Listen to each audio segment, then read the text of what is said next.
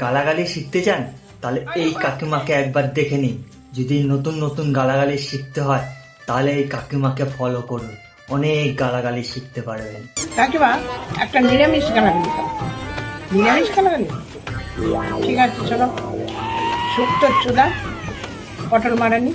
Social মিডিয়ায় অনেকে জ্ঞান দেয়, কেউ রান্না শেখায়, কেউ সুন্দর সুন্দর কথা বলে, কেউ নাচ শেখায়, কেউ গান শেখায়।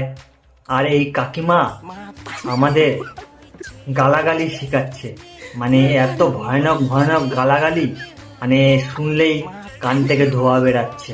প্রতিদিন কাকিমা নতুন নতুন গালাগালি শেখাচ্ছে। মনে হচ্ছে কাকিমার মাথায় আলাদা করে গালাগালির ডিকশনারি ইনস্টল করা আছে। কাকিমা মুখ খুললেই মনে হয় ফেসবুক না, গালাগালির এফএম চালু হয়ে গেছে।